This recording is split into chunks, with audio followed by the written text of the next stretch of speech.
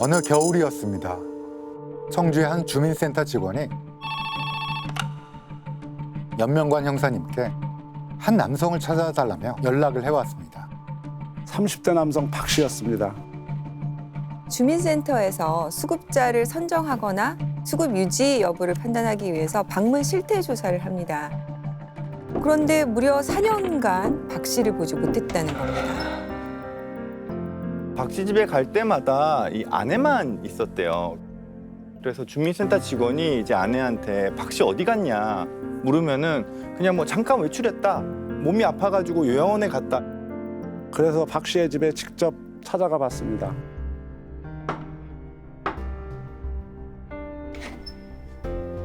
아내만 있었어요.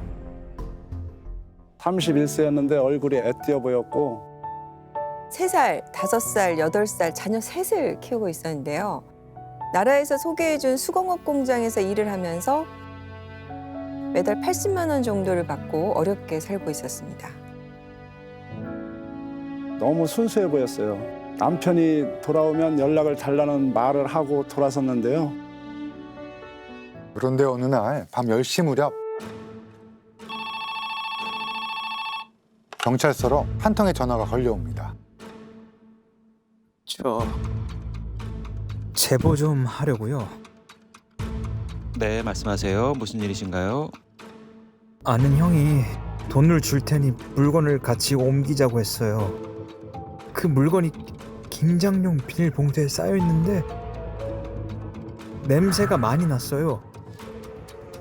아무래도 그 형이 사람을 해친 것 같아요. 제보자가 아는 형의 집에서 술을 마셨는데 갑자기 내가 사람을 해쳤는데 김장 봉투에 싸서 집에 뒀어. 냄새가 너무 많이 나서 못 살겠다.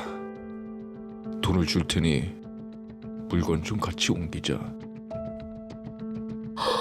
시신을 같이 유기하자고 하는 게 상식적으로 말이 되나요? 그래서 다음 날 제보자가 말했던 집으로 찾아가 봤습니다. 깜짝 놀랐습니다. 제보자가 말했던 집이 주민센터 직원이 말했던 그 집이었습니다. 아, 사람 좀 찾아달라고 했던 그 집이요? 집에 있던가요? 남편 박 씨가? 매일 집을 드나드는 남성이 있었습니다. 동네 사람들한테 물어봤더니 그 남성이 남편이라고 하는 거예요. 매일 집에 와서 자고 다음 날이면 다시 나가기를 반복했다고 합니다. 그런데 남편 박 씨는 수아마비를 앓은 적이 있어요. 한쪽 다리를 좀 쓰기 힘든 상황이었는데요. 그래서 장애연금을 받은 상태였는데요. 그런데 이 집을 드나드는 남성은 다리가 멀쩡했습니다. 그럼 남편이 아니란 말인가? 다른 남자인데 동거하다시피 살고 있었다는 건가요? 주변 사람들과 동네 사람들 그리고 통장과 주민센터 직원을 만나봤는데요. 남편 박 씨를 본 사람이 없었습니다. 단 한 명도요. 그래서 형사님이 요양원이나 병원에 수사를 했는데 입원한 기록이 전혀 없었습니다. 남편 박 씨는 핸드폰조차도 없었어요. 신용카드도 사용하지 않았고요. 살아있다는 생활 반응이 전혀 없는 상태였던 겁니다. 집에 매일같이 드나드는 이 남자를 조사를 해봐야 될 것 같아요. 다시 아내를 만나보기로 했습니다. 일하던 직장으로 갔는데요. 지금 집에 드는 남자는 누구냐? 추궁했습니다. 잠시 주저하더니 남편이 아니라 따로 만나는 남자다. 남편은 어디에 있냐 물었는데 아내가 눈물을 뚝뚝 흘리더라고요. 그리고 내연남이 남편을 죽였다고 자백했습니다. 갑자기 그렇게 바로 실토를 했다고요? 이 내연남이 밤새 PC방에서 게임하고 집에 들어가서 자고 있을 거다라고 이야기를 했거든요. 형사님이 바로 집으로 찾아갔죠. 단칸방이었어요. 그곳에서 아내와 아이 셋 그리고 내연남이 살고 있는 듯 보였습니다. 아이들은 유치원에 가고 집에 없었습니다. 내연남은 집에 있던가요? 아내의 말대로 코를 드르렁드르렁 골며 자고 있었습니다. 몸을 흔들어서 깨웠습니다. 부스스 일어나더라고요. 긴급체포를 고지했더니 저항하지 않고 순순히 손을 내밀었습니다. 형사들이 지금 코앞에 있는 거잖아요. 도망은 이미 불가능하다는 것을 직감했던 걸로 보여지고요. 제보자가 시신이 집에 있었다고 했잖아요. 집에 들어설 때부터 아주 심하지는 않았지만 냄새가 났어요. 긴가민가했어요. 찾아봤는데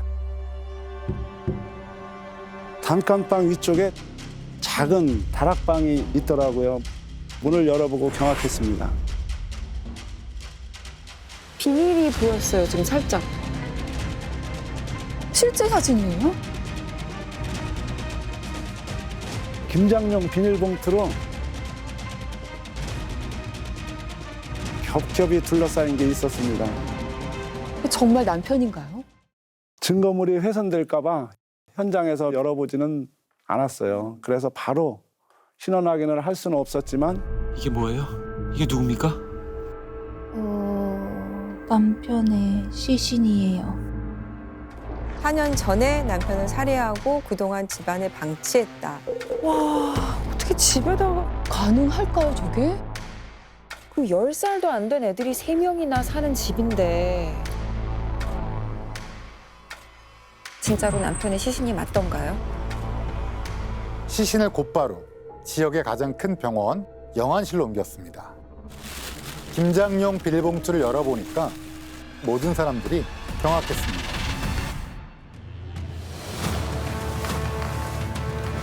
시신이 썩지 않았던 거예요. 바짝 말라서 미라화되어 있었습니다. 영화에서만 보던 미라가 제 눈앞에 있는데 정말 충격이었습니다. 생전 모습 그대로 미라화됐기 때문에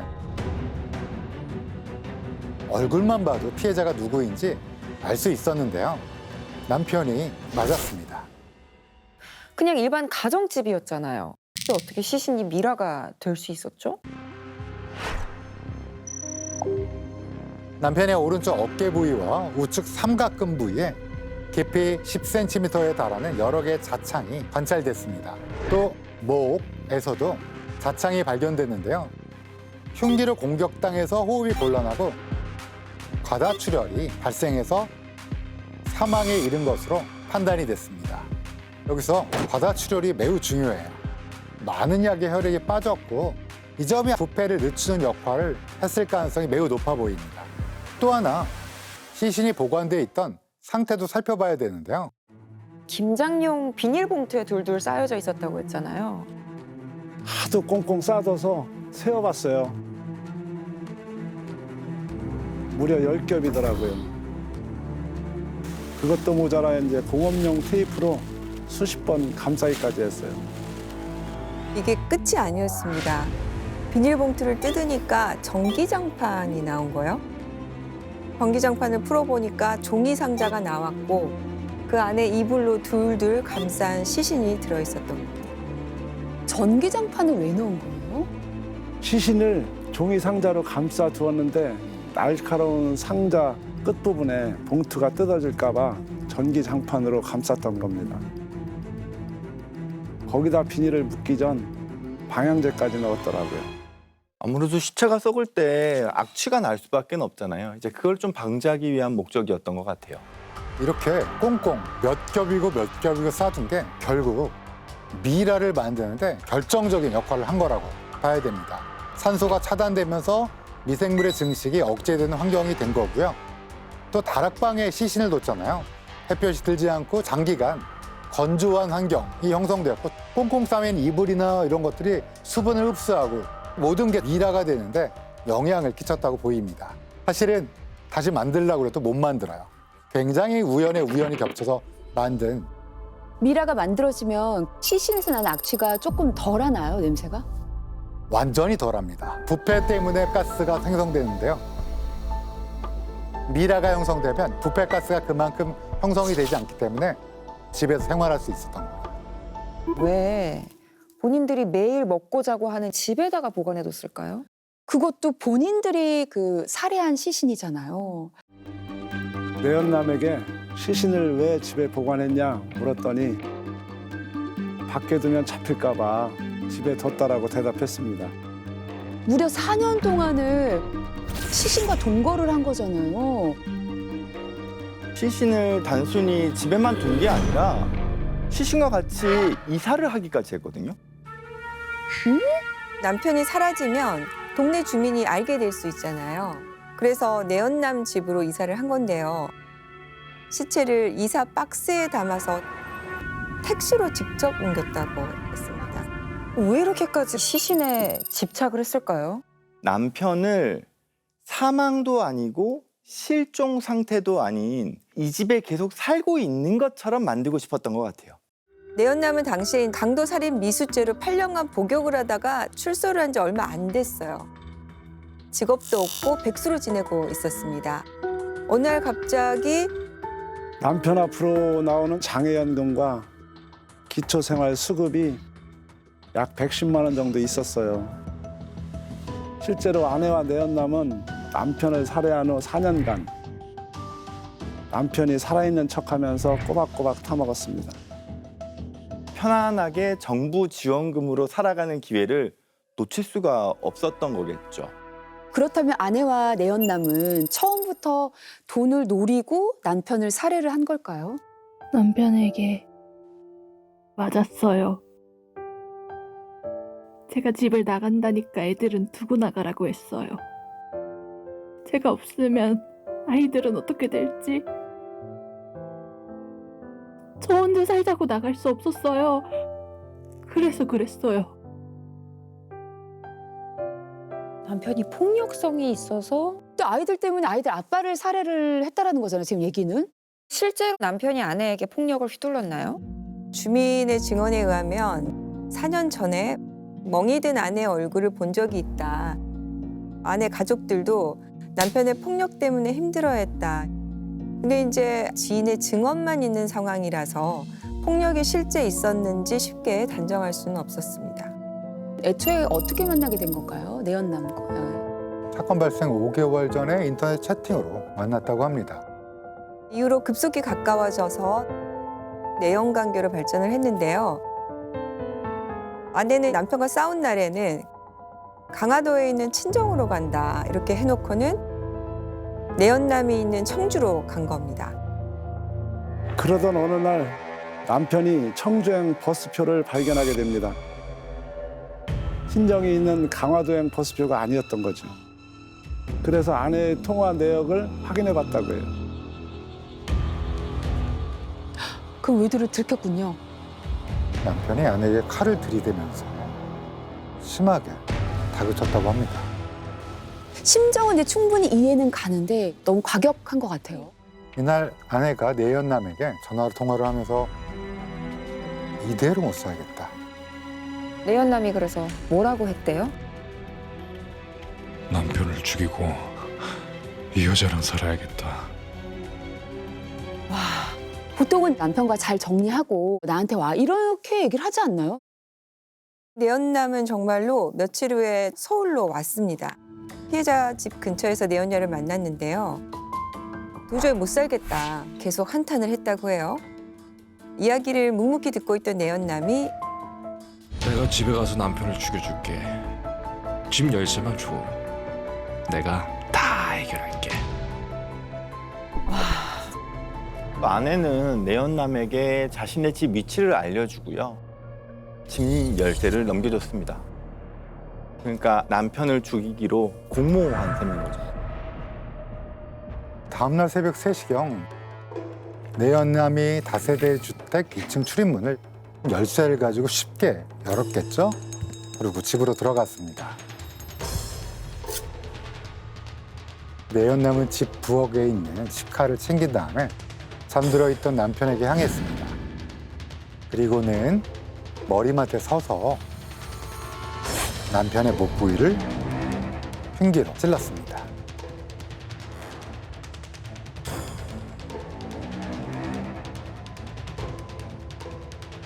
잠에서 깨어난 남편이 도망가기 위해서 방바닥을 기어갔어요.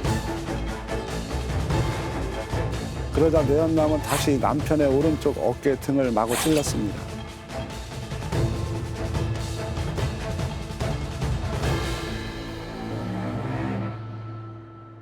아내도 옆에서 자고 있었던 거 아니에요? 잠을 자다가 본인도 남편 신음소리에 깼다. 곧이어서 남편이 내연남이 휘두른 칼에 찔린 거를 확인을 한 거죠. 단칸방이니까 옆에 아이들 셋도 같이 잠들어 있는 거잖아요. 아이들이 잠에서 깨려고 하니까 아내는 이불을 덮어 씌운 다음에 다시 잠들게 했다고 합니다. 날이 밝았습니다. 아내는 평소처럼 아이들을 유치원으로 보냈고요. 내연남은 곧장 시장으로 갔습니다. 김장 봉투와 노끈, 종이 상자와 방향제 등을 구입했어요. 아내가 망을 보는 사이 내연남은 비닐 테이프로 시신의 두 발목을 묶은 후 시신을 이불로 감쌌습니다. 그리고는 종이 상자와 전기장판으로 또 감싸고 김장용 비닐봉투로 더 씌워 완전히 밀봉했습니다. 그리고는 남편이 갑자기 사라진 것을 동네 사람들이 알면 안 되니까 내연남이 있는 청주로 이사를 한 거죠. 30대 남자의 시신이 발견된 충북 청주의 한 다세대 주택입니다. 시신은 비닐과 이불에 쌓여 종이 상자 속에 있었습니다. 경찰에 붙잡힌 피의자는 다름 아닌 숨진 남자의 아내인 31살 김모 씨, 내연남인 39살 정모 씨와 범행을 저지른 겁니다. 경찰은 남편의 시신을 집안에 두고 있다는 제보를 받고 현장을 급습해 단칸방 다락방에서 시신이 든 상자를 발견했다고 밝혔습니다. 수사 결과 이미 4년 전에 김 씨와 정 씨가 소아마비인 남편 박 씨를 살해한 것으로 확인됐습니다. 아내는 진짜 내연남을 남편을 꼭 죽여서 없애야 될 만큼 너무 사랑한 그게 다일까요? 폭력적인 남편의 경우에 언젠가는 나를 찾아오지 않을까, 보복 폭행이 또 이어지지 않을까, 관계를 끊을 수 있을까에 대한 좀 두려움이 있어요. 아마 상간남이 남편을 죽여주겠다고 했을 때 아 그럼 내가 여기서부터 해방이 될 수 있겠구나라고 이제 생각할 수 있는 경우는 간혹 있긴 합니다. 또 보통 외도는 현실에서 채워지지 않는 거를 보상받는 형태로 좀 이루어지잖아요. 선물을 받거나 애칭을 부른다거나 근사한 곳에서 데이트를 하거나 내연남의 이런 달콤한 말과 정말로 폭력적인 남편으로부터 벗어날 수 있을 거라는 희망, 이런 것들이 좀 복합되어 있지 않았을까 생각을 합니다. 폭력에 노출된 사람일수록 작은 친절에 쉽게 무너져 내리곤 합니다. 그리고 아내에게는 경계성 지능이 있었어요. 평균보다 약간 낮은 IQ 70에서 85 사이의 지능 지수를 말합니다. 평상시 생활에는 사실 문제가 없는데요. 복잡한 관계나 의도를 논리적으로 표현하거나 판단하고 예측하는 능력이 부족할 수밖에 없죠. 아내를 직접 만났을 때 경계선 지능을 갖고 있는지 전혀 몰랐어요. 다 알고 왔다 한마디 했는데 슬슬 자백하더라고요. 생각해보니 경계선 지능을 가지고 있어서 그랬던 것 같아요. 내연남이 아내분에게 보였던 호의도 100% 정말 찐 사랑이었을까요? 경계성 지능을 가지고 있었다라는 것을 인지했을 걸로 생각합니다. 사랑인 척하면서 접근할 수 있었던 거죠. 출소 후에 백수로 살고 있었잖아요. 취업도 힘들고 경제적으로 굉장히 힘들었을 텐데 이때 이제 채팅으로 순수해 보이는 여성을 만난 거죠. 근데 남편은 장애가 있고 수당으로 110만 원씩 받고 있다고 하니 내연남은 남편을 제거하고 나라에서 나오는 연금을 가지고 놀고 먹을 수 있겠다. 이런 생각을 하고 접근했던 걸로 보여집니다. 실제로 만나본 내연남은 굉장히 진지해 보였어요. 그래서 애초에 돈을 노렸다고 생각하지는 못했는데요. 사이코패스 성향이 관찰돼서 놀랐었습니다. 가정폭력을 당하는 여성을 지켜주기 위해서 그 남편을 살해한다? 이거는 사이코패스 성향과 맞지 않죠. 그 남편만 없으면 내가 대신 그 자리에서 살아가는 게 충분히 가능하다. 이렇게 생각했을 수 있습니다. 그리고 사이코패스이기 때문에 4년이나 시신과 동거를 할 수 있었나 봐요. 아내는 죽은 남편에 대한 죄책감을 느꼈을 거예요. 하지만 그 내연남이 들키지 않으려면 이 방법밖에 없다 하는 얘기를 계속 들으면서 결국 시신과 동거하는 상황을 그대로 받아들였을 걸로 보여집니다.